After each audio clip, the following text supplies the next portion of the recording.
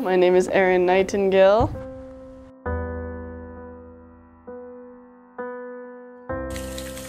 I am a junior here at BYU, an interdisciplinary humanities student with an editing minor. I compose music, I play the piano, I sing. Everyone can't help but notice a girl who walks around with a stick and runs into door frames and doors and people and walls and everything. When circumstances dictate that you will meet a lot of new people, you learn to like it. Hey, how are you? I'm good, how are you? Good, what's your name? My name's Erin, what's your name? I meet so many people that it is hard to remember them all. I meet approximately 10 a day. You can be on campus and walk around and see all these people and wave hi and be like, oh, like, love your hair and things like that. And I don't really have that, so talking and walking, like being guided by someone is kind of the way I orient myself to people. I was born with 2 eye conditions, congenital glaucoma and aniridia. I had to live my first year or so of life like a vampire. I was really light sensitive, and my eye pressure was off the charts. There were blankets on all the windows. If I saw a little bit of light, it hurt. I was behind in school for 2nd grade while I was learning Braille. When I was 10, I had a summer where my corneas were being eaten away. I can't see definition or shape. I can just see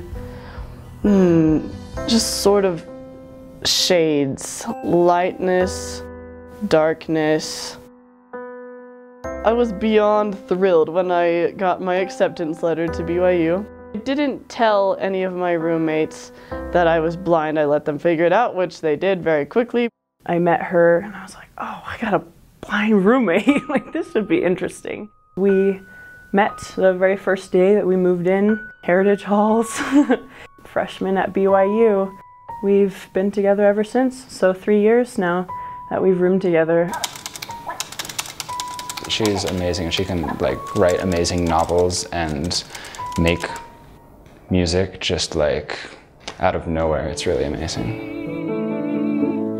That the world is full of angels gleaming bright and people who love you like me.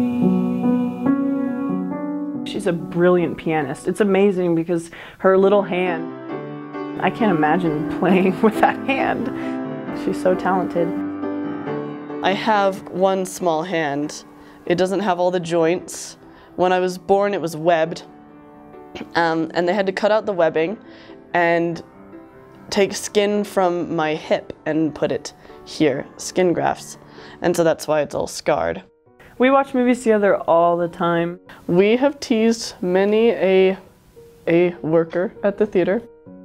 Hey, do you have any discounts for the blind? And they'll be like, what blind person comes to watch movies? This one! And then they feel so bad. You're so twisted. So I did not discover until freshman year of college that Jasmine actually kissed Jafar. Erin's like, she kisses him? I can't watch this. I can't even picture it in my mind. It's so funny when people ask me, what are you going to enjoy most about the resurrection? And I was like, well, I'll give you one guess. The perspective that I have being raised in the gospel, I'm very okay with how life is for me.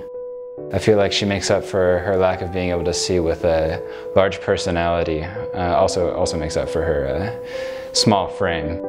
She's taught me a lot about taking hardship and turning it into something good. As Jesus passed by, he saw a man which was blind from his birth. And his disciples asked him, saying, "Master, who did sin, this man or his parents, that he was born blind?" Jesus answered, "Neither hath this man sinned, nor his parents, but that the works of God should be made manifest in him." You can do hard things. And with your faith in Christ, faith is a huge part of being blind because it is hoping for things which are not seen, which are true. My aunt bought me a little hammer necklace because I'm a tool in the hands of the Lord. Everyone has their impairments, and everyone with Christ, they can do all things, that everyone can be a tool in the hands of the Lord, and everyone can have his works manifest through them.